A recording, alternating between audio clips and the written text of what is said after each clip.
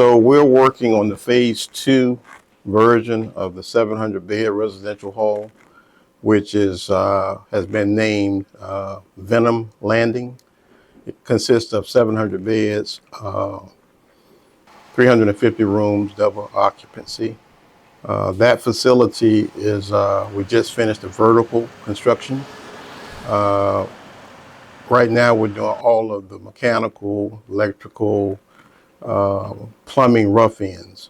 Very satisfied with the progress we've made since October. We still anticipate that facility being completed July of 2025 of this year. The 500 bed project is in design stage. We've just completed 90% construction documents. So the 700 bed residential hall is located right adjacent to the phase 1 700 bed project, which is along Osceola and MLK.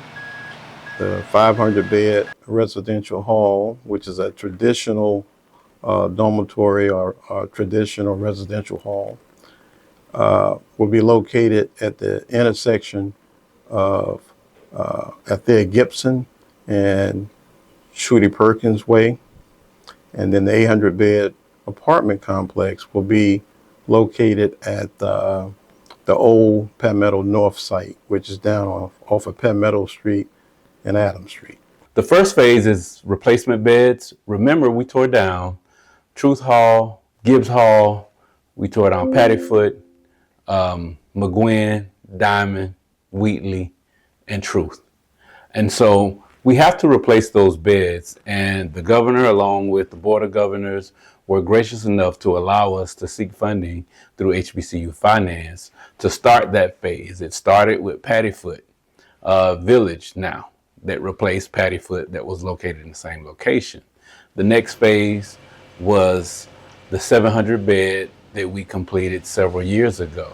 And now this is the next phase to the towers, which is another 700 bed Venom Landing, which is also replacing some of the beds that we have then.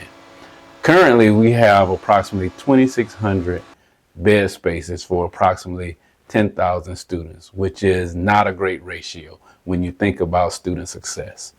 And so the plan is to have another 500 bed to replace Gibbs Hall. Because of the severe maintenance issues with Gibbs Hall, we had to tear it down as well. And so those 500 beds will replace Gibbs Hall. And then we move to the 800 apartment style beds, which will give us some new beds, approximately 250 to 400 new beds that we'll have.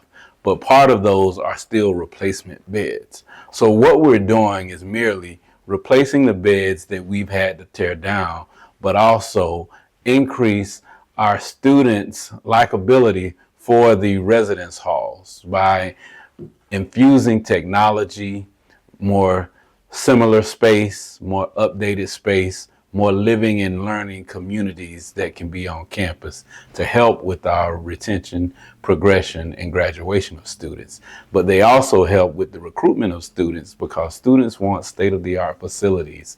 And to compete with other institutions that are attracting the same type of stellar students, we have to be in that ball game. And so we have to have facilities outside of the classroom and classroom space that mirror what students look for in research one institutions. And so we're trying to keep our students on campus, but also make it affordable for students, but still have the amenities that they seek. Our students want to feel like they have a home away from home. And so a lot of the amenities, we've asked students, what are they looking for in residence life?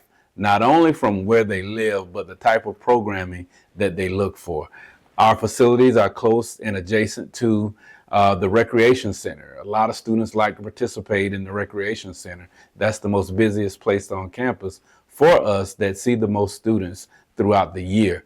They also want to be able to purchase items and also go to restaurants and also have their hair care and other types of needs met. So we plan to have a store in the facility as well so they can purchase minor items.